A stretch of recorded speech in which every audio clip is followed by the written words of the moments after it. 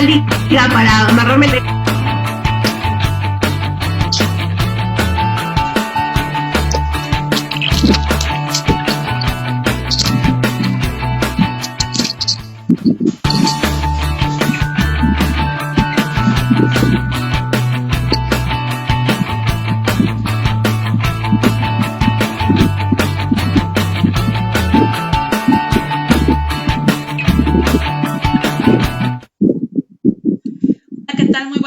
Soy Norma Pimentel y nos encontramos en una transmisión más de Ponte las Gafas Violeta.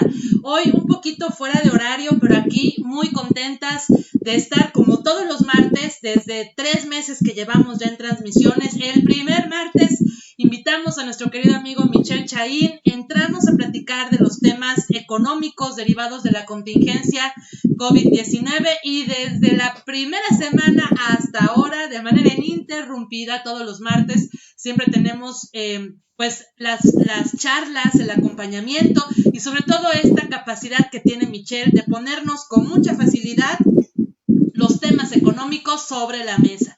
También para mí es un gran gusto poder saludar a mi querida amiga Edurne Ochoa, amiga, compañera de luchas, de batallas, vernos por aquí en una transmisión más de Ponte las Gafas Violeta para que no se pierda la bonita costumbre, que además desde ayer ya les compartimos también a todas las personas que nos hacen el favor de acompañarnos, que estamos sumándonos justo a las acciones en el mes del orgullo, del Pride Month, y reconociendo que los derechos humanos y los derechos tienen que llegar para todas las personas sin importar nuestras preferencias de ningún tipo, mucho menos las sexuales. Así que mi querida amiga Edurne, qué gusto poderte saludar, bienvenida a una noche más de Ponte las Gafas, ahora arcoíris. Ay, así es, amiga. Disculpe el auditorio la tardanza, pero justo tuvimos hoy 2 temas de mujeres víctimas de violencia que tuvimos que atender. Y bueno, en lo que llegamos, como ven, recién bañadas, porque pues con esto del COVID tienes que llegar, bañarte, cambiarte y hacer, ya saben, todos los temas que se tienen que hacer, pero con mucho gusto. Mitch, la causa es primero, lo sentimos, por eso llegamos tarde, pero ya estamos aquí como todas las noches en Ponte las Gafas Violeta y de verdad que hay muchísimas cosas que comentar, que compartir. Así que ahora sí, Mitch, es todo tuyo, Ponte las Gafas Violeta y arcoíris. Yo quiero, muchísimas gracias. Toda la agenda que traemos, porque traemos una súper agenda. Ustedes saben que los martes aquí Mitch desde temprano nos va poniendo en lista todos los temas. Yo la verdad, a título personal sí te voy a decir, tengo una enorme inquietud de qué onda con esto de el crédito, el endeudamiento, el qué, porque ya no le quiero poner un título hasta que tú nos expliques qué onda con estos, nada más, ¿verdad? Así, poquitos, pues así, cualquier cosita, 1,000 millones de dolarucos que le llegan a nuestro país y que han generado un montón de inquietudes. De entrada, amigo, gracias porque siempre estás por acá con nosotras, pero yo sí quiero que le entremos derechito a ese tema y a todos los que traes, pero de entrada ese, porque además muchas personas también ya nos han estado preguntando qué eso, cómo va, por dónde va. Con todo gusto, buenas noches. Efectivamente, estamos en el mes del orgullo de la diversidad. Les quedó muy padre el logo de arcoíris de 33 mujeres, súper padre. A ver, empecemos con el tema del crédito. Pues con la novedad, para empezar a abrir bocas, que no son 1,000 millones, son 2,130. Porque en lo que vamos de la administración se han pedido 5 créditos y este es uno de ellos, y entre los 5 créditos suman 2,130 millones de dólares. Pero antes de entrar a las características técnicas y entrar un poco más, hay un tema que creo que es fundamental y donde en México, de repente, somos muy azotados, comenzando por el presidente López Obrador. La deuda en sí misma no es algo malo. O sea, la deuda a una empresa, por ejemplo, si quiere ampliarse, si quiere comprar más maquinaria, si quiere abrir una sucursal, pues es muy difícil que tú puedas ahorrar abajo del colchón toda la lana que se requiere. Entonces, recurres al crédito. El crédito bien manejado es uno de los factores de crecimiento de cualquier economía. Por definición y en términos teóricos, lo que hace el crédito es tomar recursos ociosos de la economía, es decir, lana que no está ocupando nadie, y la canaliza a proyectos productivos. Entonces, el crédito bien manejado está bien, ayuda al crecimiento de la economía. ¿Cuándo es una bronca el crédito? Si te dan una tarjeta de crédito y es 3 veces lo que ganas al mes, Y el primer mes ya te la chutaste toda yéndote de compras, te fuiste de parranda, pagaste la cuenta. A ver, estás quemando tu crédito en puros gastos, que son eso, que son gastos que no son inversión y que el día de mañana no te van a ayudar a tener más lana. Porque cuando tú recurres al crédito, lo que haces es renunciar a consumo futuro para poder consumir más en el presente. Es decir, todo lo que tú estás consumiendo ahorita gracias al crédito es dinero, oportunidades, cosas que te van a faltar en el futuro. ¿Listo? Esa lana o lo que te hayan dado lo tienes que ir pagando. Ahora, partiendo de eso, muchos economistas, y me incluyo, no vemos mal el crédito, que a principio de año estuvimos ahí, cuchillito de palo, en nuestras columnas y cuando nos entrevistaban, cada vez que tenemos la oportunidad de decir al presidente López Obrador que ocupara las líneas de crédito que tenía México. Estábamos todavía a muy buen tiempo de pedir el crédito y que con esos recursos apoyáramos a los negocios más chiquitos, a los pequeños, a los medianos, a los micros, para que no cerraran. Porque en el momento que estos negocios no cierran, en automático tú mitigas el tema del desempleo. Porque ahorita buena parte del desempleo que estamos viendo son de los 3 chavos que trabajaban con el cuate de la verdulería que cerró, 4 chavos que trabajaban en el salón de belleza de fulanita que también tuvo que cerrar. Es decir, buena parte del desempleo que estamos viendo ahorita y que es de cantidades de millones y millones de mexicanos, en buena parte se deben por todos estos pequeños negocios que cerraron, porque realmente el programa de apoyo que puso el gobierno federal fue totalmente insuficiente. Entonces, creo que si hubiéramos tenido esta discusión hace un par de meses, le estaríamos viendo con una perspectiva totalmente diferente. ¿Cuál es el problema? Pues que la realidad ya nos alcanzó. Como lo veíamos las semanas pasadas, tenemos cerca de 800,000 empleos formales que se han perdido en 2 meses, tenemos 5 millones de personas que de golpe y porrazo pasaron al subempleo, tenemos esta reducción en la PEA, es decir, en términos generales estamos hablando de como 8 millones de mexicanos que en 2 meses se quedaron sin chamba. Y es una cantidad brutalmente alta. Nunca en la historia habíamos tenido este nivel de desempleo. Y ya una vez que pasó esto, o sea, que todo lo que podíamos prever lo dejamos pasar, entonces sí, ahí viene el tema del crédito. Es literalmente, muerto el niño, se tapa el pozo, cuando tenía que haber sido preventivo. Ahora, ¿por qué causa tanto revuelo? De manera normal, la Secretaría de Hacienda siempre está endeudando y desendeudando al país. Y les voy a dar un ejemplo. Yo me puse a revisar el paper que está colgado en la página del Banco Mundial de este crédito en específico. Y ponen como fuente de pago los bonos internacionales de México, los bonos locales, es decir, los CETES, y líneas de crédito.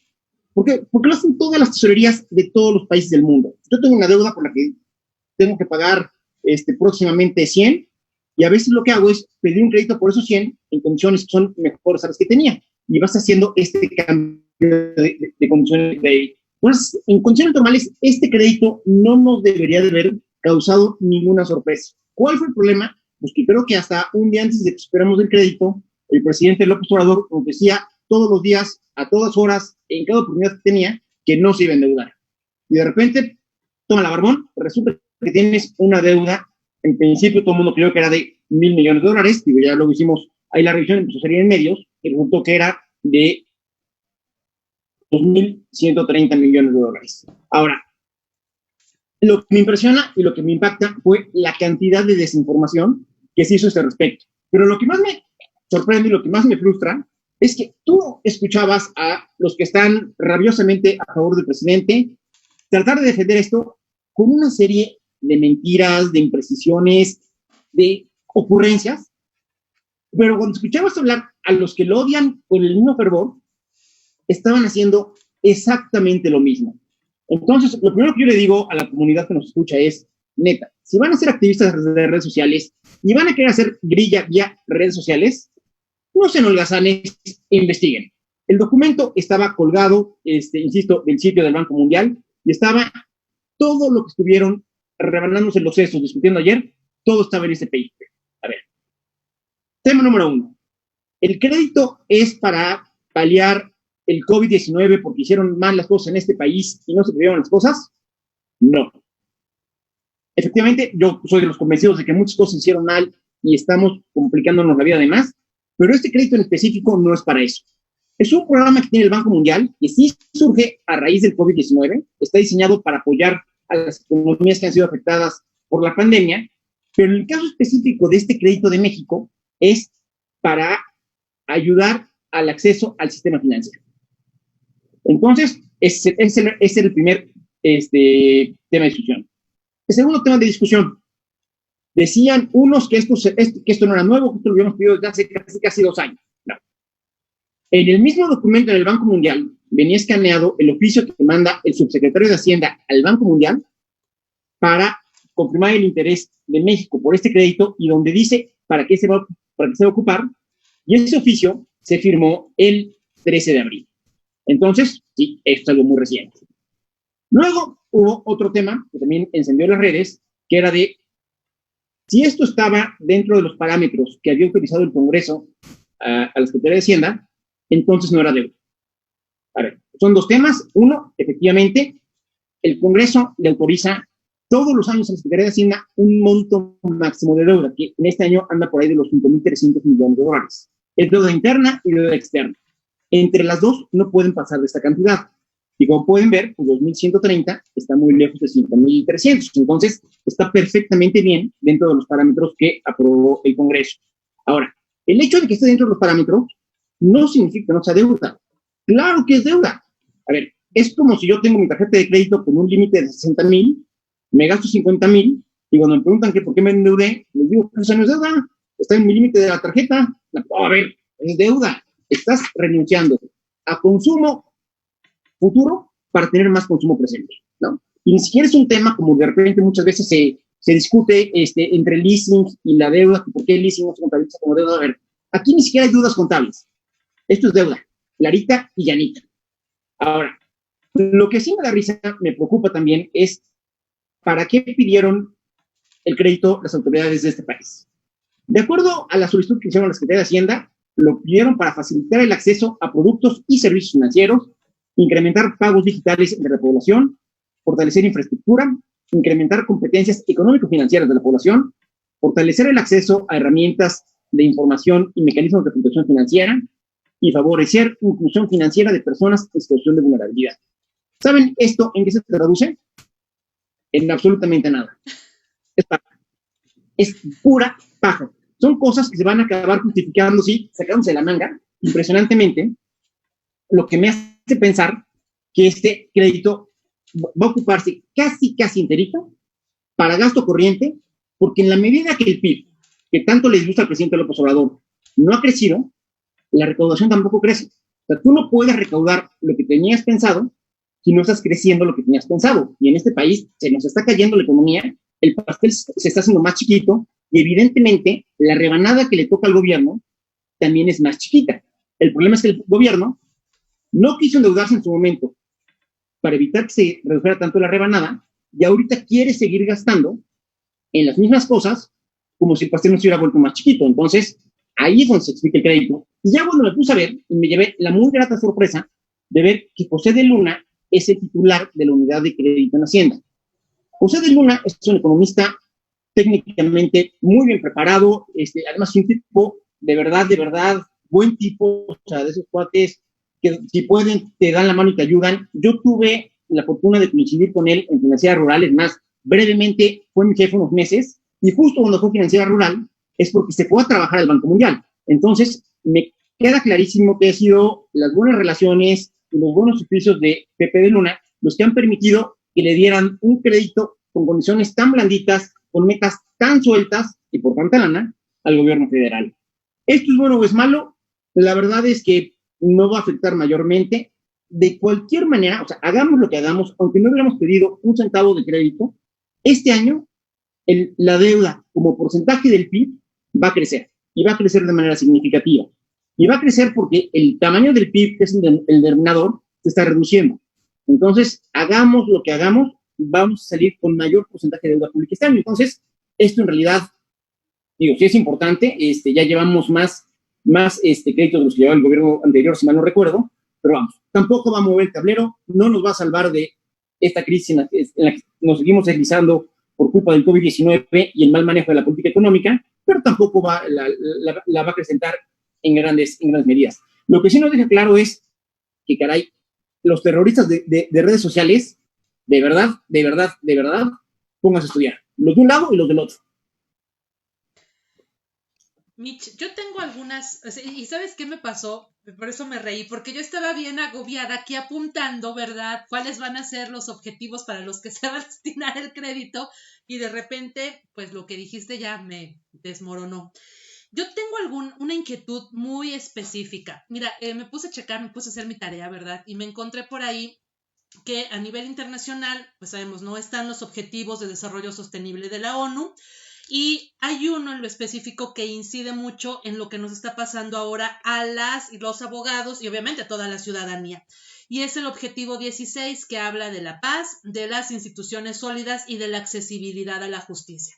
Y entonces me encontré que hay un observatorio de jueces a nivel internacional, y ellos le dicen a todos los países y obviamente a todos los que hemos reconocido que queremos alcanzar estos objetivos, les dice, tienen que invertir un recurso económico suficiente para generar que a través de las tecnologías de la información acerquen la justicia y las instituciones a la ciudadanía, ¿no? Bueno, y entonces también me encuentro que hay un observatorio en este país que está analizando nada más el tema de feminicidios, y este observatorio pues hace el hincapié de que antes de la contingencia ya se habían logrado integrar algo así como 900 y cacho carpetas de investigación a nivel nacional entre expedientes del 18 y del 19, porque si sumáramos los feminicidios de 18 y 19, pues superan este número.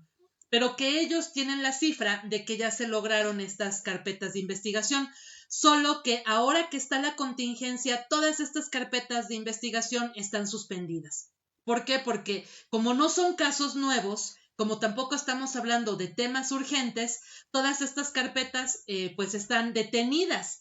Y entonces ellos ya le hicieron una petición a gobierno federal que pues destinara recursos para aperturar a través del uso de las tecnologías de la información los procedimientos judiciales, y que se lograra dar continuidad a estos expedientes. Además de que también hacen ver que pues todos los nuevos procedimientos, en el caso específico de feminicidios, ya no son temas urgentes. Y la verdad es que yo también no lo traía en el radar, porque como tal el tema urgente es las mujeres que se encuentran padeciendo la condición de violencia. Y en el caso de los feminicidios, pues como la víctima ya falleció, no es considerado un tema urgente.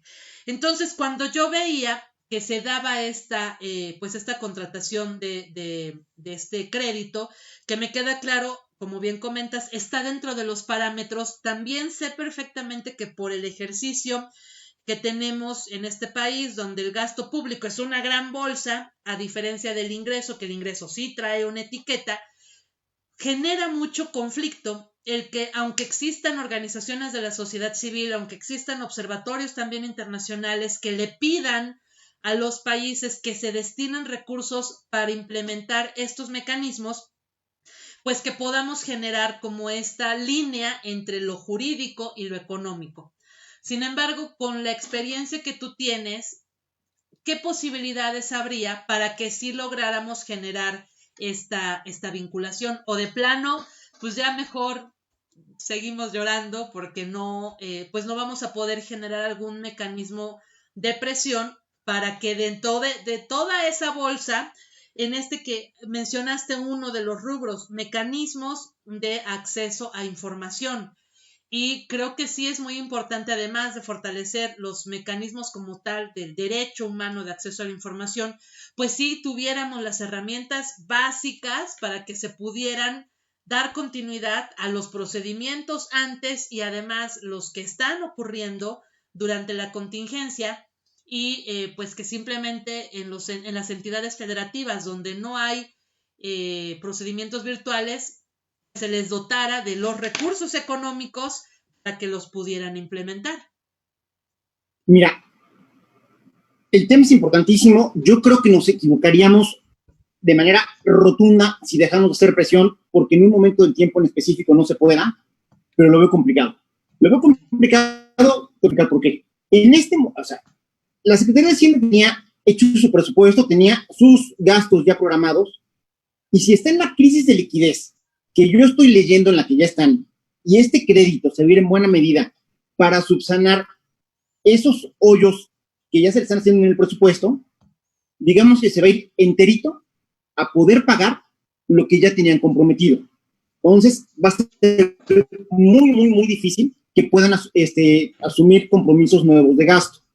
Ahora, y lo que estás platicando, digo, yo sé que el tema del feminicidio, digo, por el trabajo que ustedes hacen, que es importantísimo, porque además es algo que como sociedad nos lastima, pero si tú te pones a revisar transversalmente la cantidad de áreas de los gobiernos, estoy hablando a nivel municipal, a nivel estatal, a nivel federal, que tienen rezagos en la digitalización de su información, te vas de espaldas. A ver, de entrada, digo, yo no lo digo siendo ajeno al problema, siendo incluso corresponsable, yo lo vi en la Secretaría de Trabajo. O sea, para hacer este traslado que se le tiene que hacer del Poder Ejecutivo al Poder Judicial, todo el tema de las juntas locales y federal de conciliación y arbitraje, es una cantidad brutal de expedientes, pero brutal, y estoy seguro que ningún estado tiene el 100% digitalizado. Entonces, o sea, desde ahí empieza a haber represión. Y estoy seguro que si te vas a ver a el área que me digas, todos tienen en este país déficits y desfases en la digitalización de su información. Entonces, ese sí es un reto que tenemos pendiente y que va a ser complicado de atender. Y va a ser complicado, porque me queda clarísimo que a este gobierno no le gusta la sociedad civil. Ellos quieren ser el único con voz autorizada para hablar absolutamente de todo. Y la otra, tampoco les gusta la transparencia. Si la información de este crédito nos hubieran dado como suele hacerlo la Secretaría de Hacienda, de manera oportuna, abierta, oye, que te lo daste en ti, aquí está mi boletín de prensa, se muere el tema. Pero lo que no quieren es estar platicando de lo que hacen. O sea, nosotros tenemos que ser como niños chiquitos, sentaditos en nuestras bancas, sin hablar, sin hacer ruido, sin comer chicle, y esperar a que ellos nos digan lo que quieren decir, y hay de ti si preguntas. Es decir, de verdad, el tema de la transparencia no lo tienen en su ADN. Y esto preocupa, insisto, en parte, pues porque por eso nos metemos en broncas como las que nos metemos con esto, que era una tontería. O sea, que era una tontería, $1 millón no puede ser una tontería. Pero vamos, que era algo que se podía haber explicado de manera mucho más sencilla, pero que así estamos para todos. A ver, y con esto brinco al siguiente tema.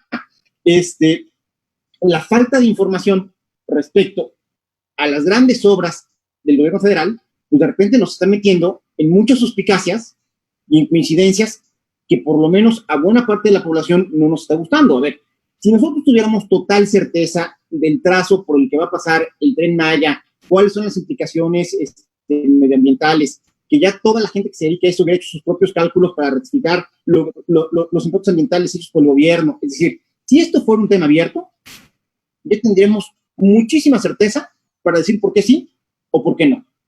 Pero desafortunadamente no lo tenemos. De acuerdo a los especialistas más pesimistas, el Tren Maya, que además, increíblemente, el Tren Maya no va a ser eléctrico, va a ser de diésel, podría afectar tentativamente al Parque Nacional del Palenque, en Chiapas, al área de protección del Cañón de Usumacinta, en Tabasco, a la Reserva de la Biosfera de Calakmul, en Campeche, a la Reserva de la Biosfera de los Petenes, también en Campeche, al área de protección de Yumbalam, en Quintana Roo, el área de protección de manglares de Nixtupé, en Quintana Roo, a la Reserva de la Biosfera de Siancán, en Quintana Roo, que además es Patrimonio de la Humanidad de acuerdo a la UNESCO, y al área de protección de Uyamil, en Quintana Roo. Esto es lo que nos dicen, digamos, que las organizaciones ecologistas que están siendo más pesimistas del tema. Pero en la medida que no hay información y no se han abierto los estudios y prácticamente no nos han dicho nada, pues dices, oye, a lo mejor puede ser. Y si luego te pones a revisar, y a pesar de todo lo que se dijo en campaña de que se iba a apoyar como nunca y la participación social en el medio ambiente, te das cuenta que a la Comisión Nacional de Áreas Naturales Protegidas, el año pasado, le tumbaron el 27.9% de su presupuesto. Y este año, que todos los ojos de México y todos los ojos del mundo van a estar sobre los efectos y los impactos ecológicos que pueda tener la obra del Tren Maya conforme vaya avanzando, le planean o es posible que le recorten a la Comisión Nacional de Áreas Naturales Protegidas el 75% de su presupuesto como parte de las medidas de austeridad por el COVID-19. Es decir, en México tenemos 182 áreas naturales federales, que son algo así como casi 91 millones de hectáreas. Si te recortan tu presupuesto el 75%, no tienes ni gasolina para ponerle a tus coches para tratar de medio supervisar toda esa riqueza. Y hay que recordar que México es uno de los países megadiversos a nivel internacional, es decir, estamos en el top 20 de los países con más diversidad de plantas, de animales y de climas. Y en ese sentido, eso se refleja de manera muy, muy importante en las reservas de la biosfera. En todo el mundo hay 701 divididas en 124 países. En México tenemos 44. Así de fuerte es la riqueza ecológica que tenemos en el país y así de poquito es el interés que le estamos poniendo.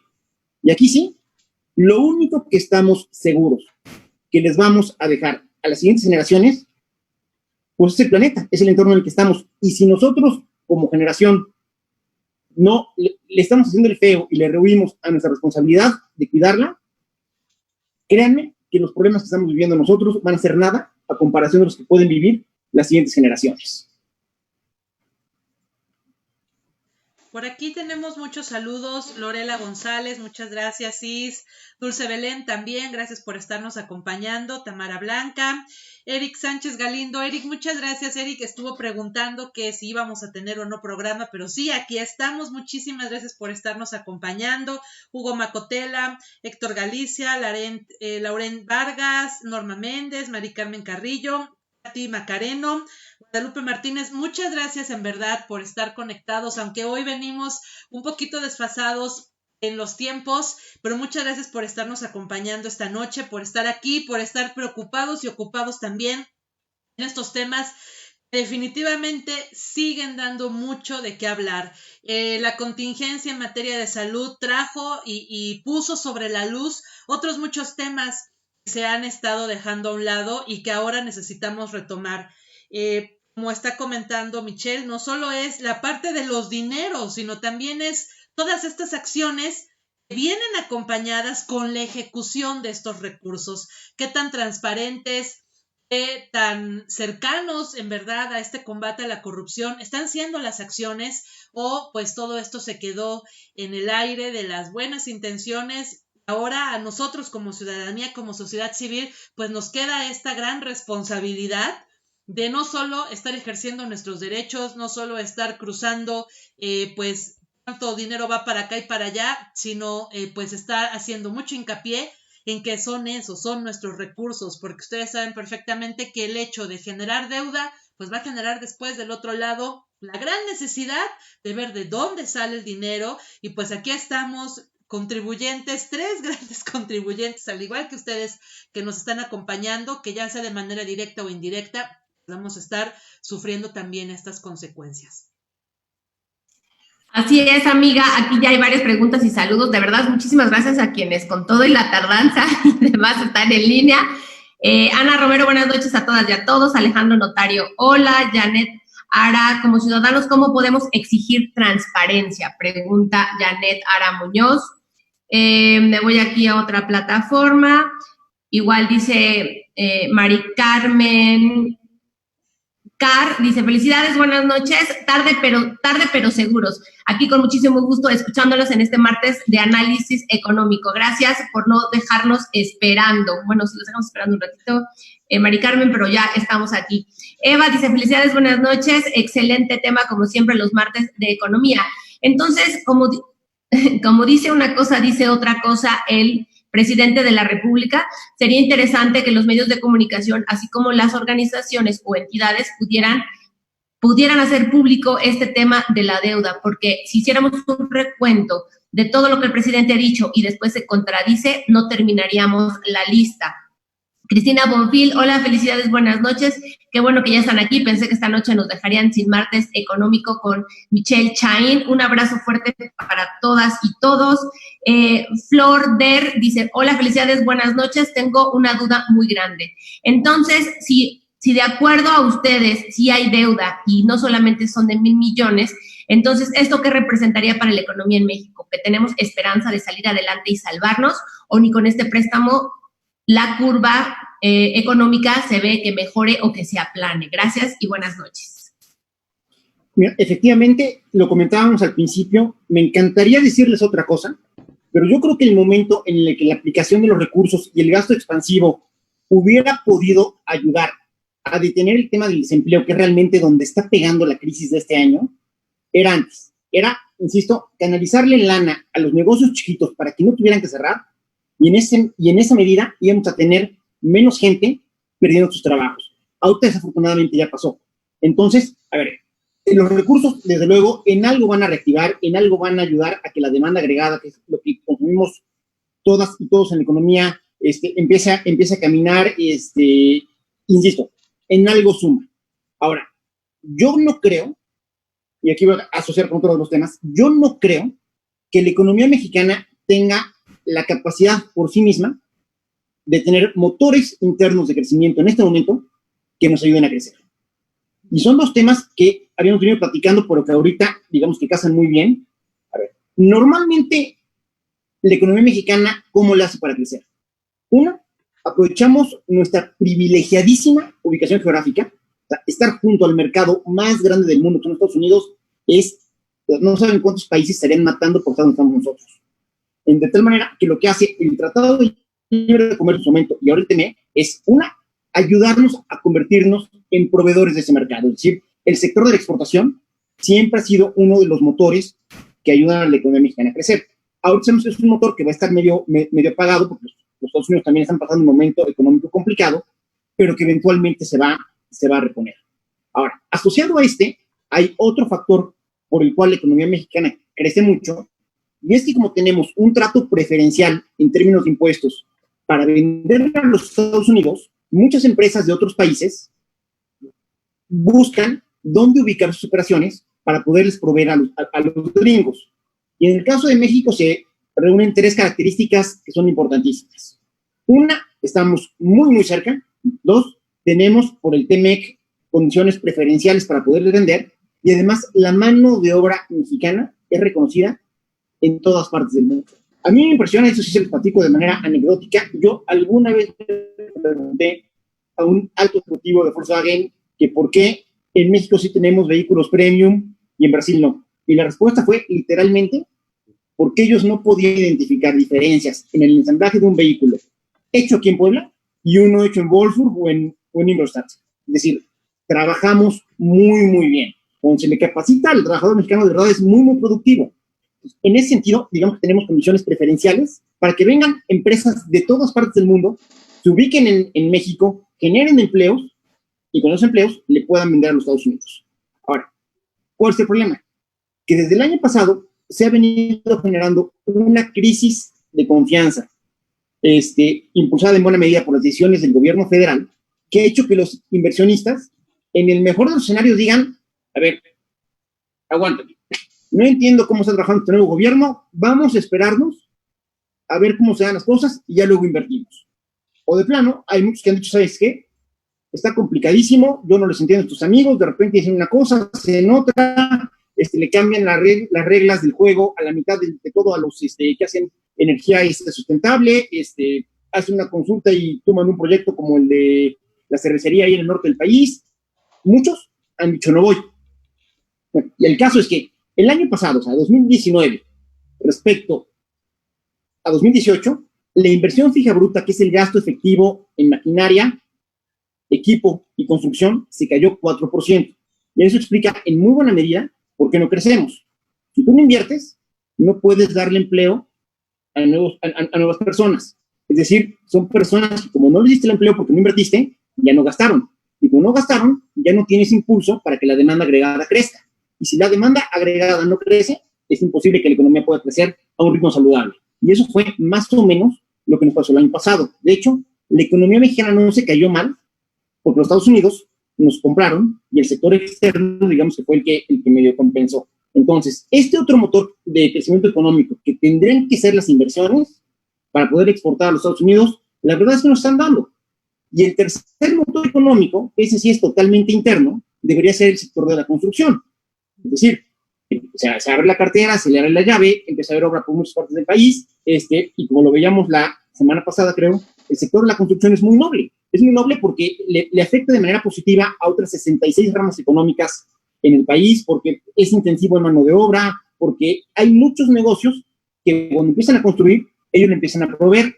Y la verdad es que lleva desde, si hacemos el comparativo, mes del año contra el mes del año anterior, lleva desde enero de 2019 que todos los meses, ininterrumpidamente, se ha caído. Es decir, los tres factores para donde podríamos voltear a ver con cara de hay que apostar por estos para que México pueda salir con su motor interno de economía adelante, pues están bastante pagaditos. Y en ese sentido, la noticia que compartió Jonathan Heath en redes sociales, Jonathan Heath es el subgobernador del Banco de México, siempre le digo vicegobernador, no sé por qué, es subgobernador del Banco de México, que además él siempre ha sido un gran difusor del tema económico. O sea, a este cuate le encanta de toda la vida, desde que estaba en investigación económica de HSBC, tuitea y comparte, saca artículos, o sea, de veras, cuate comprometido con la difusión.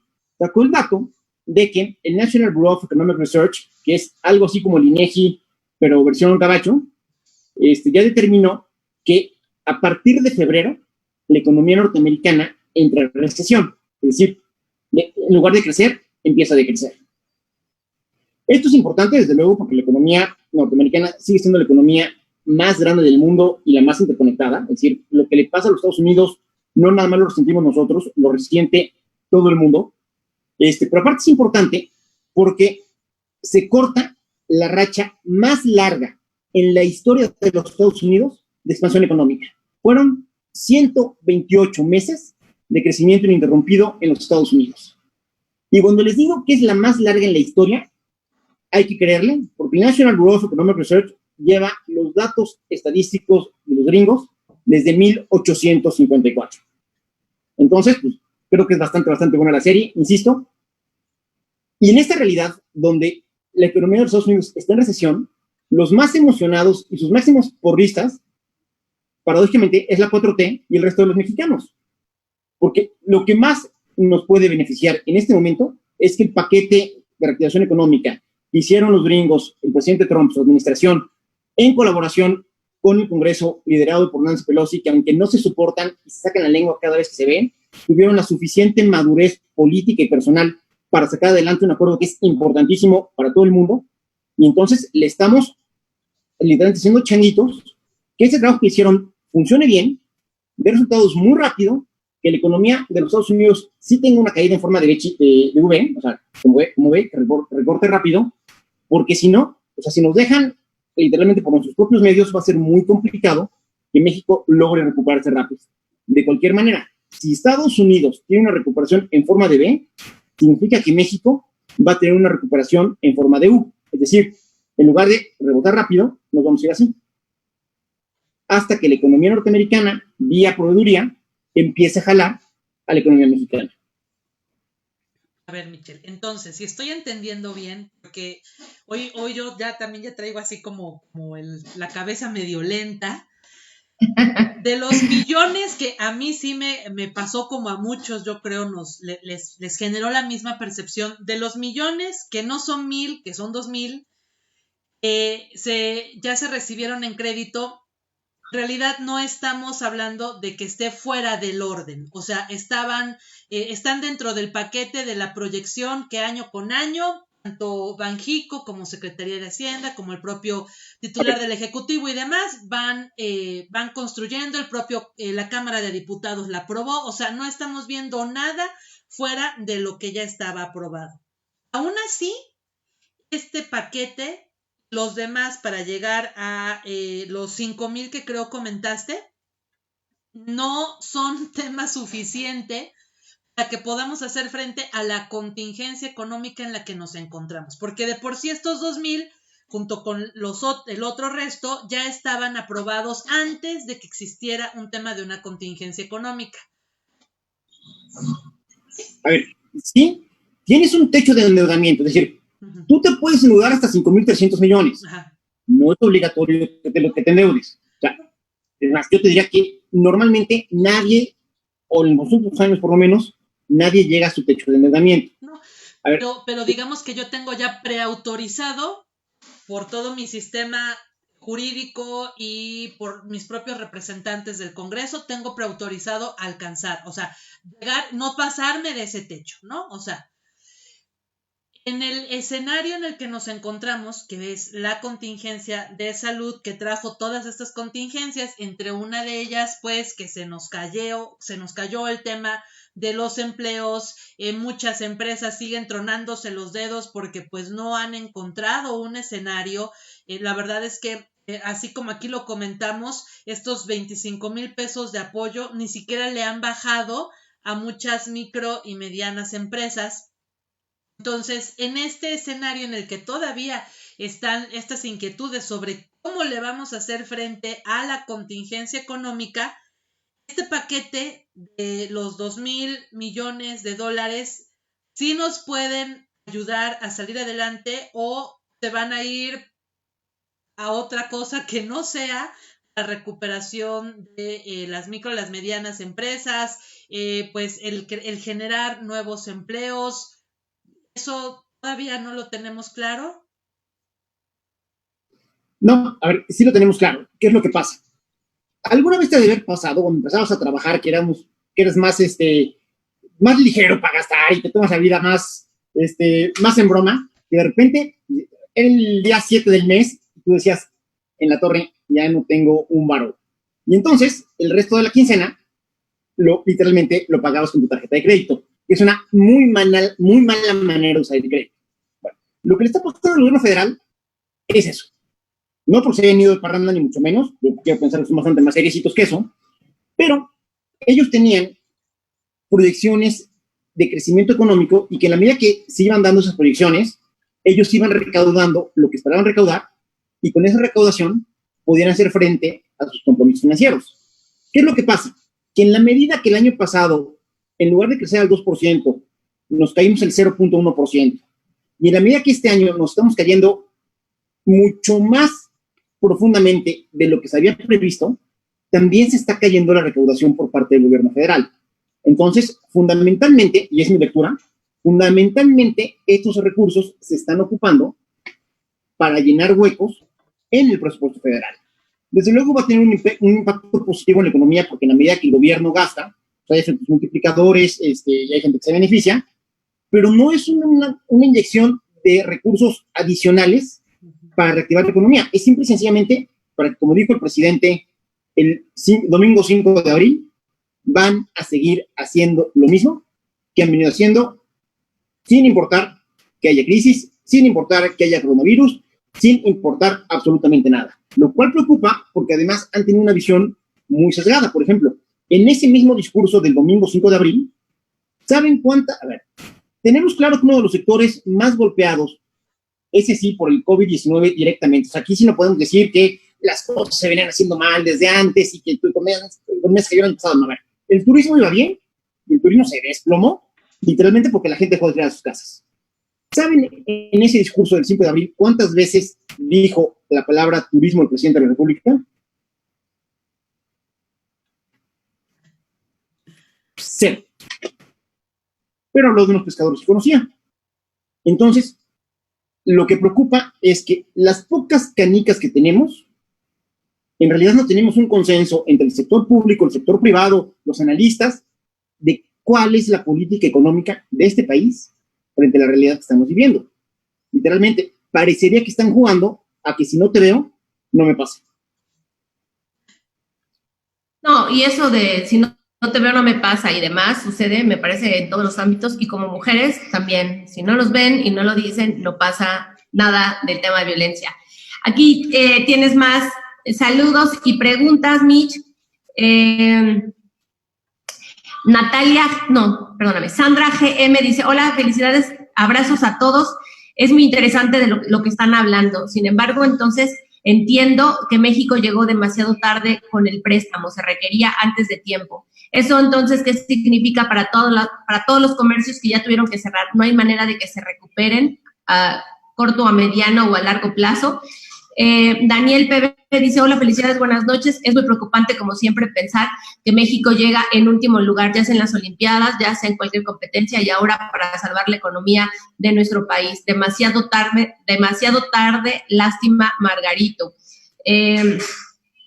Telma Jo dice, hola, felicidades, buenas noches. Es preocupante porque yo porque yo también creo que la economía ya está en uno de sus peores rezagos y momentos. Hay muchísima gente que hace un mes todavía tenía posibilidad de salvar su negocio, me incluyo en ello. Ahora ya nos vemos en la imposibilidad de volver a recuperarlo. La propia reapertura, recontratación de servicios y búsqueda de espacios, así como todo lo que conllevan los servicios, costaría ahora asumo el doble o triple por cómo están las condiciones. Lamentable. Lore Tirado, hola, felicidades, buenas noches, excelente programa. El tema económico creo que será una cruda que nos seguirá alcanzando, no solamente en este año, sino el siguiente año. Mayra García, hola, rápido, felicidades, buenas noches, excelente programa. El tema económico es la siguiente pandemia que tendremos que enfrentar a nivel mundial, pero me parece que a nivel nacional y a nivel local también esta pandemia y esta repercusión de salud tendrá a muchas más y mexicanos ahora con temas de ansiedad, de depresión y de trastornos de las emociones por no saber cuál será el futuro de su vida. Perdón por interrumpirte, Eduardo, pero se paró un momento el audio y creí que ya habías terminado. A ver, va a ser mucho más agresiva la parte económica que la parte de salud, posiblemente.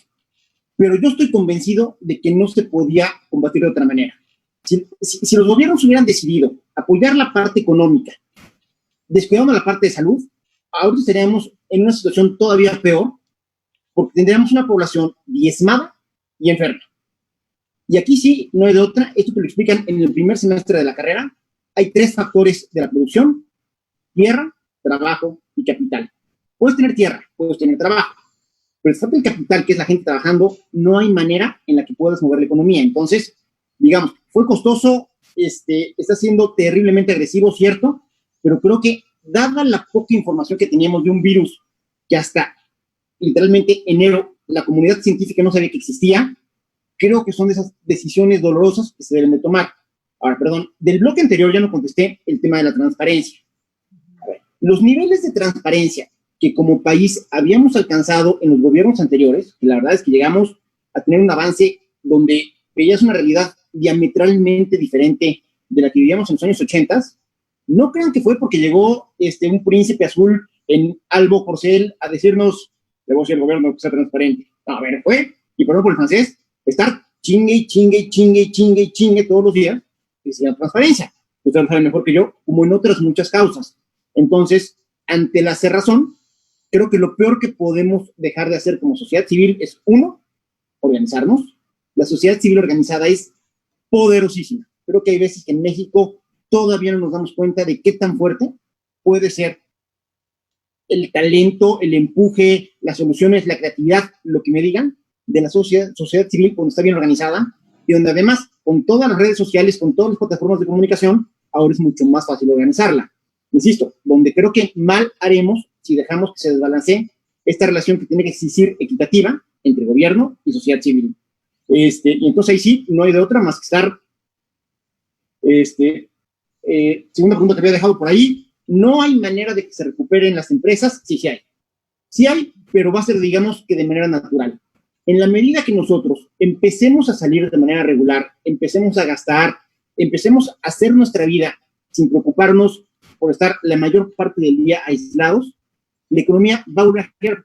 A ver, es una crisis que a nivel mundial no es que haya llegado un meteorito, no se nos hayan invadido los extraterrestres, no es que haya habido una sequía y una hambruna. A ver, lo único que ha pasado es que nosotros solitos decidimos encerrarnos en nuestras casas porque hay un bicho nuevo, un patógeno nuevo, que nos puede contagiar.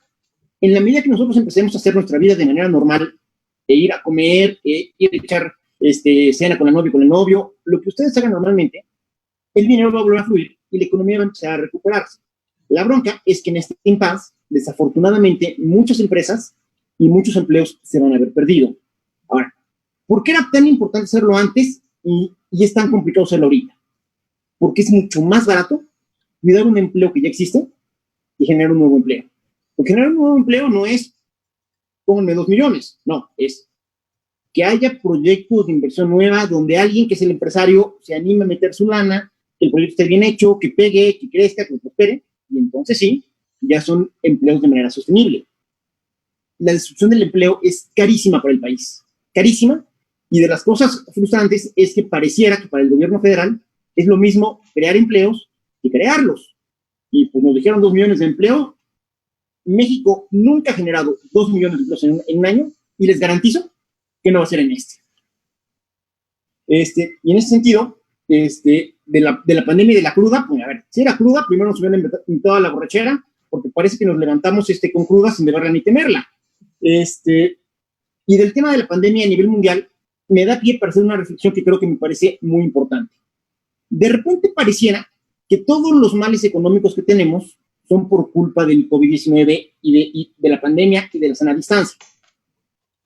Si este fue el único problema que tenemos como economía y como sociedad, nuestra caída estaría siendo más o menos sincronizada con la del resto del mundo. De acuerdo al Banco Mundial y al Fondo Monetario, se calcula que la economía, el PIB a nivel mundial, la economía de todo el mundo, va a caer algo así como el 3.5%. Algo estamos haciendo particularmente mal en México, que nuestra economía va a caer el 6 o el 9%, más o menos ese rango, es decir, el doble o el triple de lo que va a caer el resto del mundo. Y eso que estamos haciendo mal, pues lo podemos identificar muy bien el año pasado, porque el año antepasado, con todo y todo, crecíamos. El año pasado dejamos de crecer. Y fundamentalmente lo que hicimos fue empezar a espantar a los inversionistas en lugar de atraerlos. Oye, Mitch, bueno, entonces entiendo el tema, como lo dices, ¿no? Pero también esta decisión, justo como dices, de que primar el tema de la salud antes que el tema económico, también en este momento, por ejemplo, y esta es pregunta mía, en el punto más rojo, en donde dicen que estamos en alerta máxima, deciden levantar el tema del confinamiento, la sana distancia por un tema económico. También me parece que son decisiones bastante mal calculadas porque ya se llegó al límite y cuando se está en un tema de salud más complicado se decide quitar con este protocolo para salvar la economía. Entonces creo que ni terminas de salvar las vidas ni de generar las condiciones en un tema de salud y tomas una decisión inmediata en un tema económico para tratar de tampoco que se hunda el tema económico. O sea, ¿qué punto de inflexión tan difícil dadas las circunstancias? Hoy yo leía en un medio de comunicación que Puebla, de acuerdo a el tema de nuestra propia situación estatal, se iba a levantar, creo que por eso los compartí en el chat, el tema del confinamiento hasta el 25 de agosto. O sea, todavía alargar meses más.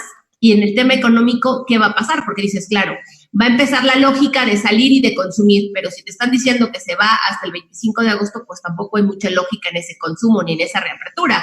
O sea, si hay confinamiento, hoy tú te das cuenta, vas a Starbucks o a restaurantes más están cerrados, también lo van a recorrer hasta el 25, entonces, ¿cómo? Sí me explicó, o sea, de repente me parece como bipolar la información que nos entrega. Es que ese es el punto, Mitch. A ver, o sea, estamos hablando y a mí también me hace todavía mucho ruido. Hay comercios que ya tienen anunciado o que están promoviendo que a partir del 15 de junio van a regresar. Pero el mensaje que ayer sacaba la Secretaría de Economía de nuestro estado es que no se podía regresar, o sea, que se va a evaluar que sí y que no va a regresar. Nosotros hemos estado, dentro de la barra hay una colega que está en constante comunicación con Protección Civil del Estado y nos dijeron que el 20 el 20 de junio nos podían ya dar como tal nos podían dar un documento o fijar una postura o compartirnos cómo tenían programado que pudiera llegar a ser el regreso, pero seguimos hablando de que pudiera. Porque el mensaje de ayer para el estado de Puebla, para quienes nos están escuchando y no están en Puebla, es que todavía no existe una fecha segura. ¿Por qué? Porque se había estado manejando que probablemente el 15 de junio se podía regresar, pero como pues se ha identificado que de aquí al 15 de junio es cuando posiblemente se tenga la mayor cantidad de contagios, no hay una certeza en estos momentos de pues la fecha en la que se van a poder regresar a X actividades. Eso es algo que nos tiene como sociedad muy conflictuados. porque igual como sociedad vamos identificando, cada vez creo que aquí a nosotros tres ya nos ha pasado, que vamos identificando personas cercanas, conocidos, que pues han estado ya en contagio, que sus familias desafortunadamente pues ya han sufrido alguna, pues una terrible pérdida por este contagio de COVID-19. Y entonces, eso que decía Michelle hace un rato, creo que es algo que a muchas personas nos acompaña todos los días. Sabemos que tenemos esta necesidad, esta responsabilidad de salir, de trabajar, de seguir realizando nuestras actividades por ser quienes estamos al frente del mantenimiento de nuestros hogares o de nuestros micronegocios. Y del otro lado, tenemos esta preocupación y pues tenemos que extremar las medidas, porque además no podemos tampoco parar para evitar algún posible contagio. Y en lo específico, creo que a muchos y a muchas nos ha pasado que el día que destinamos a realizar nuestras actividades de consumos elementales, es igual todo un tema, ¿no? Porque sales y vas con la preocupación, ves a otras personas que a lo mejor ya te están saliendo a realizar sus compras en grupo o en familia y dices, híjole, o sea, a lo mejor no es la mejor decisión, pero del otro lado también te pones del lado del empresario o del microempresario y dices, pero también necesitan que salgan más, que haya un consumo mayor. Entonces, es bien difícil como sociedad, o sea, para sector público debe ser también muy complicado, pero al final a ellos es a quienes les toca mandarnos un mensaje para saber qué hacer, me guardo, no me guardo, cómo vamos a reactivar la generación de economía. Yo les pongo un ejemplo súper sencillo. A mí que de repente pues los tiempos se me complican y yo creo que ustedes igual, quiero salir a hacer un poco de ejercicio. La verdad sí quisiera hacerlo un poco al aire libre, pero me encuentro igual con este gran conflicto. Y si salgo, me contagio. Y si salgo, ¿cómo debo de salir? Veo compañeros, veo amigas que estamos en chats que me dicen, no manches, es el demonio salir a hacer ejercicio. Y otras que mandan buenas prácticas para salir a hacer ejercicio en espacios públicos, cuidando la sana distancia, por ejemplo, haciendo ejercicio en bicicleta. Y lo mismo, hay gente que dice, no salgas porque vas a generar o te puedes contagiar, y hay otros que dicen, no, a ver, sí sal y promueve que sales, que haces ejercicio al aire libre, que cuidas la sana distancia, que ocupas tu bici. Con eso vamos a ayudar a que otras personas también no sientan miedo y salgan y se ejerciten teniendo ciertos cuidados. Y la verdad al final me siento un tanto abrumada porque ni lo hago y no sé qué mensaje, de entrada no sé qué decisión tomar y no sé qué mensaje enviar. Entonces, va de la mano porque le queremos decir a la gente, siéntanse bien, nos vamos a recuperar en la parte económica, pero tampoco sabemos decirles cómo lo vamos a hacer, ¿no? A ver, en términos muy, muy prácticos, y a ver, no quiero opinar de algo como es la parte epidemiológica, donde evidentemente yo no soy el experto, pero lo que he escuchado de diferentes conferencias, platicando con epidemiólogos, platicando con doctores, es que mientras no haya un tratamiento o no haya una vacuna para el COVID-19, no vamos a tener nuestras actividades de manera regular como estábamos acostumbrados a hacerlo, y hay que aprender a vivir con eso. Es muy probable que todos en algún momento vayamos a contraer el bicho, ¿sí? Es parte de la naturaleza del ser humano de convivir con un patógeno nuevo, pero insisto, aquí la idea nunca ha sido que no nos contagiemos, sino que no nos contagiemos todos al mismo tiempo para que no colapsemos la infraestructura de salud. Ahora, paradójicamente, y no quiero hacer a nadie menos, yo sé que lo que ustedes acaban de decir es preocupante y es doloroso, y muchas economías y los planes de vida de muchas familias en el corto plazo dependen de lo que ustedes dijeron, pero si yo lo veo desde el punto de vista macro, desde el punto de vista de política económica, no es lo que más me preocupa. A mí me tiene apanicado el desfase que se está dando de la industria mexicana de la industria norteamericana. ¿Por qué? Porque ahorita, como lo he dicho en muchos de los programas, la economía norteamericana no funciona sin los insumos que producimos en México. Pero si México se desfasa mucho respecto a las necesidades que tiene la industria gringa, alguien más en alguna parte del mundo va a cubrir esa demanda.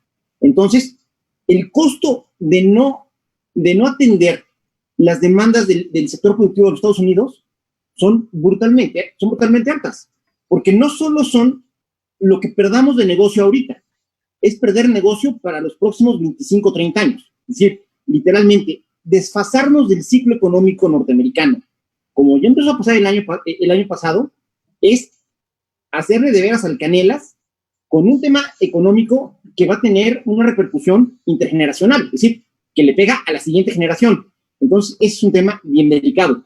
Y en ese sentido, y entendiendo también la responsabilidad que se carga el gobernador, pues, de tener que tomar decisiones de esta, pero también entre más se desfase la economía poblana, de la economía norteamericana, más se pone en entredicho nuestra posición en Puebla como una plaza buena para Volkswagen, para ser proveedora de la industria norteamericana. Porque, nosotros exportamos un montón de coches, sí, pero no es lo que más exportamos. Exportamos todavía más piezas e insumos que ocupa Volkswagen en Estados Unidos para hacer los coches que se usan allá. Insisto, y si nosotros nos seguimos desfasando, más se va a desfasar la industria automotriz poblana de la de los Estados Unidos. Y eso sería costosísimo, donde de por sí ya nos estamos desfasando porque nadie en este país ha hecho absolutamente nada para que México se vuelva atractivo para un sector automotriz que está brincando a ser eléctrico. A ver, se los digo de broma, creo que todas las semanas. En México seguimos enseñándole a los chavos cómo funciona un motor de combustión interna, cuando los motores con los que van a estar trabajando en 10, en 15 años, van a ser eléctricos. Los estamos educando para trabajar con piezas de museo. Qué fuerte, de verdad, lo que dices, porque entiendo como las dos posturas y además el tema que tú dices. Puebla, el sector automotriz, más todas las que son proveedoras de este sector, que es amplísimo, ¿no? Toda la planta, la zona industrial que está alrededor, que es proveedora justamente de la Volkswagen. Pero, bueno, creo que viéndolo también desde otro aspecto, me parece que ya cualquier decisión va a recaer en un costo político, porque también creo que han tomado decisiones basadas en costos políticos, y hoy el costo político, sea el que sea, lo van a tener que asumir, tanto de salud, tanto como economía, tanto no haber tomado decisiones en su momento. Si activas la economía y hay más contagios de todo este segmento, va a haber un tema.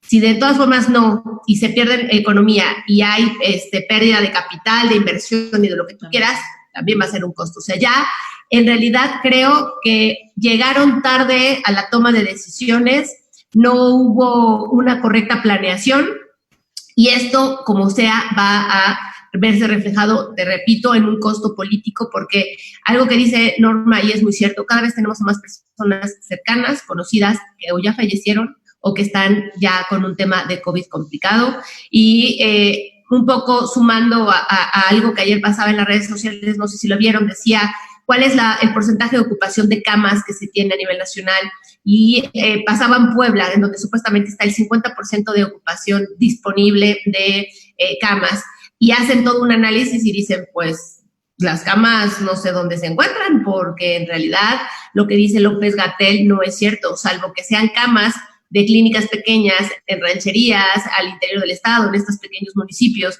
que no han presentado, los famosos de la Esperanza, no han presentado justamente casos, y ahí hay una pequeña clínica con 2 camas, pues las están tomando y entonces esas son sus camas. Pero aquí en toda la zona metropolitana el tema de salud está bastante complicado. Entonces, repito, creo que cual sea la decisión ya debe de asumir su costo político. También que no haya dejado de comunicar de manera correcta los beneficios, lo que hayan hecho, lo que no hayan hecho, las medidas y demás, pues también tendrá una repercusión que sin duda tendremos que seguir hablando, creo yo, de la pospandemia, porque ahora estamos en el pico, ¿no? Y después, como todo pico, habrá de bajar. Tú hablabas de la curva de U o en B, pues yo la verdad es que la veo como en W, querido, porque yo creo que como que no sé si hay un término, pero a lo mejor post-COVID podemos implementar el W, porque la verdad es que viendo la situación de todas las personas que nos rodean, está muy complicado el tema sanitario y el tema económico. Mira, en ese sentido yo creo, y aquí sí voy a ser tajante, a lo mejor estoy yendo un paso más de lo que debiera, pero yo creo que en estos momentos ya podemos concluir que en esta disyuntiva que hubo de estrategias, en la cual la experiencia coreana, que era la más fuerte que teníamos como ejemplo, era haz pruebas a lo idiota, ve a cazar enfermos, ve a encontrar a los asintomáticos, contra la posición del gobierno federal de vamos a hacer poquitas pruebas y vamos a darle seguimiento a través de un esquema estadístico que es el sistema me fue el nombre. Centinela. Centinela, gracias. A ver, yo creo que ya podemos concluir que el haber enfrentado esta crisis sanitaria con el modelo Centinela fue un fracaso. La inconsistencia de sus propios datos es indefendible. Sí, se les cayó su rockstar, Gatell, les duró unos cuantos meses, pero además, como habíamos dicho aquí, como un ente distractor de lo verdaderamente importante, de lo sustantivo, del tema sanitario, mientras estaban hablando que estaba guapo, que si rockstar, que si inteligente, que se hablaba muy bien, que si toma chango tu banana ya le cayó a no sé cuánto y que, o sea, la verdad es que eran, es que de verdad, o sea, eran narrativas en redes sociales ridículas, o sea, yo decía, oigan, 2 gramos de sentido común, o sea, ¿qué pasó con las personas que son medianamente inteligentes? O sea, que son objetivas, ¿dónde quedó? Pero en verdad funcionó. Entonces, eso de que la Organización Mundial de la Salud reconoce a México, y es que quién sabe qué, pues todos estos grandes mitos alrededor de supuestamente la gran estrategia que México había implementado, pues son eso, grandes mitos que se empiezan a caer, porque no solamente es lo que digan los organismos internacionales, es lo que la gente vive todos los días, en el bolsillo, en un tema de salud, en la forma en que su medio social, ¿no?, se articula, en cómo tienen información entre ellos y ellas, y creo que esa narrativa va a ser muy complicada de cambiarla, porque, repito, nos mintieron, o sea, las sensaciones nos mintieron, o sea, nos engañaron, y por un lado en las ruedas de prensa decían otra cosa, luego en la noche decían otra cosa, luego en un comunicado se decía otra cosa, y me parece que hoy, nada más digo un poco para cerrar la idea, ya es tanto el tema que está ya desajustado, que hoy lanzan justamente toda una embestida con una lista del famoso, el BOA, ¿no?, este grupo amplio, ¿no lo vieron? El grupo amplio opositor, que, pues bueno, ya sacaron nombres de personajes de redes sociales, líderes de opinión, comunicadores, políticos, activistas y demás, para intentar, me parece, nuevamente desviar la atención de lo verdaderamente sustantivo, ¿no? Pero, bueno, yo lo decía y lo seguiré diciendo, si luchar por nuestros derechos, exigir, no pedir alto a la violencia, no más feminicidios, recursos y demás, significa ser de un sector opositor, ¿no?, y ser traidor a la patria de acuerdo a lo que dijeron, y además ser corruptos, porque o estás ahí, o sea, eres honesto o eres corrupto. Pues la verdad es que creo que tampoco está abonando, repito, un tema de cálculo o estrategia política. Han sido desafortunadas, muy desafortunadas las declaraciones, y pues bueno, ya veremos la pospandemia a dónde nos lleva y qué escenarios políticos, porque sin duda esto lleva a un ámbito político, nos traerá en México en el 2021, ¿no? Oigan, dos cosas rapidísimas antes que me vayan. A ver, el tema de la BOA. A ver, alguna vez, Luis Echeverría, para justificar un tema cuando era secretario de Gobernación, igual se inventó un complot marcianísimo para defender a Díaz Ordaz. A ver, creo que desde entonces fue un rotundo fracaso de estrategia. Nadie había tenido los pantalones de haberse sacado un despropósito de ese tamaño para tratar de justificar el mal paso que lleva el país. Porque además, te voy a decir lo que a mí me sorprende. En este país no es ilegal ser oposición, y mucho menos es ilegal organizarte con la gente que piensa como tú para querer cambiar el gobierno. Perdónenme, eso se llama democracia. A diferencia del socialismo que te prometía la dictadura del proletariado, y al contrario del nazismo que te ofrecía el Reichstag de los 1000 años, todo eso, la democracia tiene una sola promesa que siempre cumple: la posibilidad de arreglar en la próxima elección las pendejadas que hiciste en esta. Es lo único que te ofrece la democracia. Pero por eso ha sido el sistema político más sostenible y más sustentable en los últimos 300 años. Eso es la democracia. Y lo escucharon hoy en este espacio de Ponte las Gafas Violeta, Michelle Chaín diciendo las netas como van y como son. A ver, es que es en serio. Si algo tienen los sistemas liberales como el mercado y la democracia, es que no son sexys. No te prometen nada bonito. Lo único que te dicen es: te estoy dando un mecanismo de toma de decisión para ti, sociedad, para que te puedas poner de acuerdo y no te mates en el proceso, y que si decidiste mal, a la próxima lo puedas solucionar. Eso es la democracia. Sí. Y creo que tenemos, de verdad, perdóneme, ya nada más pasaré mi idea, tenemos en nuestras manos, como bien dice Mitch, el poder que se llama voto, y donde las mujeres que hemos sido invisibilizadas, violentadas, etcétera, somos el 52% de la población en este país. Recuérdenlo, podemos hacer la diferencia.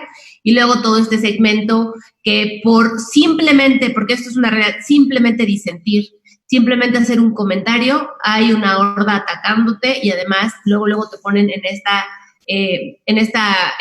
ficha, ¿no? Hoy no sé si vieron, ya no nos pasará, ponen a Broso, porque aparte de todo en el propio comunicado, en lugar de poner Víctor Trujillo, ponen Broso, y como es la BOA, entonces a los que cantan lo de es la BOA, ¿no? Entonces los ponen y ponen a Broso como ¿Cómo que los que cantan? Es la mismísima Cora Santera, ¿qué pasó? Sí, qué barbaridad, ¿eh? Oigan, y nada más, su cultura mexicana. Claro. Oigan, un último dato, porque algunas de las preguntas iban en el sentido de lo inconsistente que ha sido el gobierno federal con sus declaraciones. Por eso me distraje un poquito, lo estaba buscando en el teléfono, porque me lo mandaron. Hay un grupo que se llama SPIN, Taller de Comunicación Pública, que lo que se ha dedicado a hacer es a monitorear lo que se dice en las conferencias de prensa de todas las mañanas y verificarlo y sacar una serie de estadísticas a raíz de ahí. No tengo la más actualizada, les voy a platicar la que tengo un poco para que dimensionemos. Esta va del 3 de diciembre del 2018 al 24 de abril del 2020. A ver, te dan la duración, las palabras que dicen más, las palabras que dicen menos. Lo que me interesa es decirles que en todo este tiempo se han hecho 24,733 afirmaciones por parte del presidente, que son, ellos los ponen afirmaciones no verdaderas. Dejémoslas en no comprobables. Es decir, cada conferencia mañanera al 24 de abril eran 70 afirmaciones no verdaderas por parte del presidente. Y hay también el sabueso, ¿no? Es un ejercicio que también hace, me parece, Animal Político, el sabueso, donde también pone, o sea, el sabueso dice, es nota roja, amarilla o verde, y también ahí sale un sabueso en donde efectivamente hay un montón de datos imprecisos, notas no verificables e información que no coincide con la realidad. Así es, insisto. A ver, pero ahí nos deja también entonces una gran labor como sociedad, o sea, no me refiero como integrantes de sociedad civil tal o cual, como personas que pues nos interesa o nos debiera de interesar qué está pasando, ¿no? Al final puedes salir y decir, o sea, yo puedo venir aquí y decirles algo que no es correcto, Edurne, Michelle, pero no podemos dejar pasar pues las personas que están al frente de la gran toma de decisiones de nuestro país, de nuestro estado, generen ese tipo de mensajes. A mí sí me genera mucho choque. Justo en este fin de semana estábamos felicitándonos como mexicanas y mexicanos por este Día Internacional para expresarnos con libertad, para reconocer que en nuestra Constitución tenemos un artículo 6º que en primer lugar habla de la libertad de expresión, pero también reconoce el derecho a la información. Como bien decía Michelle, nos ha costado muchísimo trabajo porque por supuesto que a nadie le gustaría tener un país o un pueblo informado y conocedor, pero el hecho de que no lo quieran no significa que nosotros no lo seamos. Por favor, también como ciudadanos y ciudadanas tenemos que despertar, tenemos que buscar la información, tenemos que solicitarla, tenemos que hacer uso de nuestro derecho humano, porque nos ha costado, así como a las feministas, así como a las mujeres, nos ha costado años y muchas que fueron invisibilizadas, que murieron en el intento, el tema de podernos apropiar de la información y decirle al Estado que es una responsabilidad también ha costado muchísimo. Necesitamos seguir dando batalla en ese tema y qué bueno que existan estos dos lados que estén dando esa batalla y que estén haciendo este contraste de lo que se dice y que no tiene fundamento. Así es. A ver, insisto, que es un ejercicio saludable. A ver, evidentemente a nadie le gusta que le peguen. Y a mí me pasó muchas veces que me pegaron y así, y luego te pones a revisar y dices, oye, realmente tiene razón. Y es incluso hasta un área de mejora. Así es como lo tienes que enfocar. Te necesita estómago, pero como dijera el actual titular de la CFE en una de sus frases famosas, el que no se quiera quemar, que no se meta a la cocina. Así es, efectivamente. Pero además, y nada más como sea cerrando para despedirnos, porque muy tarde, para que seguimos wiri wiri. Igual en Estados Unidos, digo, está el partido republicano, el demócrata, y los mismos medios de comunicación se decantan y tienen una línea muy clara para comunicar, hacen contraste y demás, y no pasa nada. O sea, es esta libertad y este ejercicio de libre expresión y además de tener este libre derecho de estar en la parte que quieras, digo, en este caso republicano, demócrata, pero igual aquí centro, derecha, izquierda, alzar la voz, decir, disentir, opinar, etcétera, ¿no? O sea, y que se nos está negando. O sea, creo que eso también es un tema que deberíamos hablar, de la libertad de expresión. ¿Qué está pasando en este sexenio con la libertad de expresión? Y ahí es importantísimo, Edurne, que nos están obligando a tomar partidos que no deberían de ser. ¿Por qué? Porque a lo mejor yo estoy de acuerdo con el PRI en tal política, y a lo mejor estoy de acuerdo con el PAN en tal otra, y con el Movimiento Ciudadano en tal otra, y con Morena en tal otra. A ver, un sistema pluripartidista es eso, que tú puedes ir buscando en función de tus intereses quién tiene las soluciones que más te acomodan de toda la oferta política. Y aquí parecería que forzosamente nos quieren meter en esta lógica maniquea, donde nada más hay dos sopas. Lo puse en uno de mis tweets ahí peleándome con medio mundo. A ver, ¿qué necesidad de ver en blanco y negro lo que es por naturaleza una inmensa gama de grises? Lo que pasa es que desde los lentes de la ideología, al contrario de los lentes que ponemos nosotros aquí, los lentes de la ideología te obligan a que todo sea, pues tú eres el otro, la otredad, el enemigo, el aislar. Y así es como se han construido las grandes desgracias, no de este país, sino de este mundo. Las grandes desgracias que sí se han construido así en este país es que siempre que se anteponen las decisiones políticas sobre las económicas, hemos quebrado al país. Fue el 76, fue el 82, fue el 88 y fue el 94. Cuando nuestro glasnost no va de acuerdo con nuestra perestroika, normalmente quebramos al país. Por favor, no lo hagan. Uf, qué fuerte. Y bueno, y eso que acabas de decir, nada más para cerrar y despedirnos. Usted puede, que nos está viendo, ver las declaraciones de Andrés Manuel, en donde claramente dice, están conmigo o en mi contra. No hay más. Como dice Mitch, no hay este matiz de grises, no hay este poder estar en algunas cosas a favor, otras no tan a favor, en otras estar en contra, en otras ser crítico y demás. Creo que de eso valdría mucho la pena hablar también en este espacio, de cómo también se están guardando todas nuestras libertades, en donde se están buscando absolutos, ¿no? Y hay un purismo terrible justamente en donde nos tiene que poner nuevamente, porque esto es como una dicotomía, ¿no? Es como este binomio, chairo fifí, honesto o corrupto, a favor del país o en contra, ¿no? O sea, hay dos, no hay más, o sea, no hay absolutamente nada más. Pero bueno, ya es súper tarde como siempre. Y las dos son viscerales. Sí, me no puedes ser chairo y no puedes ser fifí si realmente razonas lo que vas a decir. Correcto, estoy completamente de acuerdo contigo, pero pues creo que eso sería muy interesante, hablar en estos temas económicos desde estas dos ópticas y poder generar una tercera más, así que igual nos lo dejamos de tarea para la próxima semana. La quinta vía. Y agradecer mucho, como siempre, a toda la gente que está conectada. Guadalupe Martínez, que manda por aquí saludos, que te dice, Mitch, que felicidades, muy buena exposición.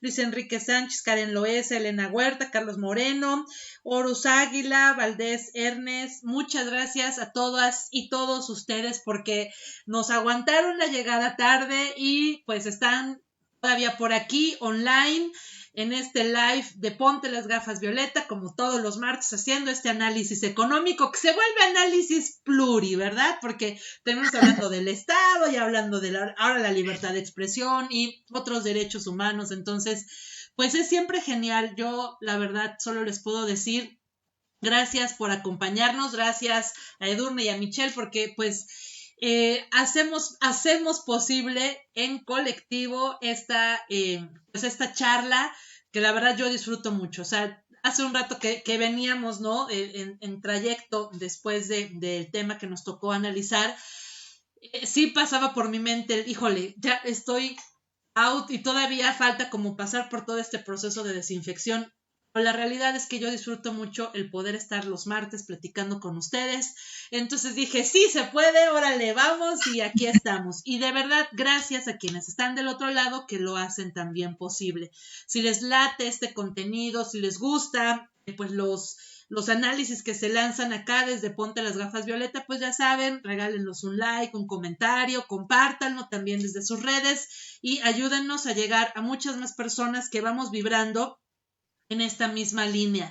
Yo nada más quería, para cerrar, porque así como hizo mi comadre, y para cerrar, y te echaste 3, comadre, de recordar, bien sea Voltaire, que podrá estar en diferente opinión lo que tú o tú digas, pero que siempre iba a defender aún con su propia vida el derecho a que tú o tú opinaran diferente. Y eso en verdad es hablar de libertad de expresión, es hablar de esta capacidad de ser diversos y diversas. Y si estamos hablando del mes del orgullo Pride, que reconoce este legítimo derecho a expresar que el amor, que la preferencia y gusto sexual no debe ser una limitante o una discriminación, pues entonces debiéramos de tener esta misma capacidad de apertura para reconocer la diversidad de ideologías, de opiniones, la diversidad de apreciación y construir un país, porque neta, yo que traigo atrás a Gio, tú que traes allá también a Iñaki,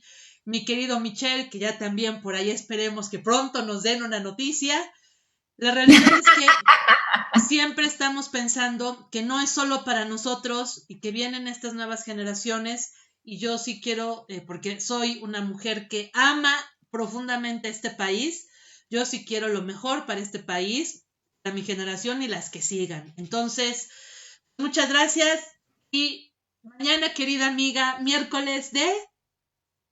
Tú dinos, amiga, porque yo ya no me acuerdo.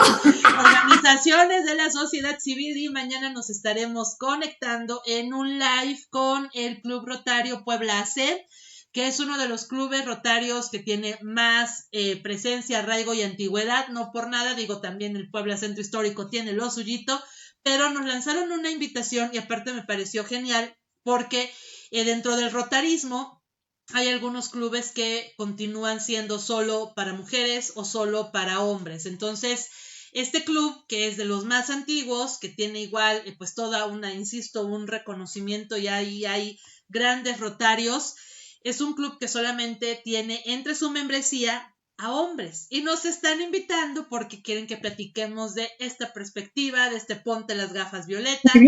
Y entonces se va a poner, creo que es súper interesante. Así que, querido Mitch, que tú también eres parte del clan y club del rotarismo poblano, estás más que invitado a sumarte a nuestro miércoles de organizaciones de la sociedad civil, donde nos vamos a estar enlazando con, pues con la membresía de este club que nos lanzó la invitación. Y he de decirlo que ya tenía rato que nos habían hecho la invitación, pero queríamos coincidir justo en miércoles de organizaciones de la sociedad civil. Así que mañana les vamos a esperar en este espacio a las 9 de la noche, ahora sí.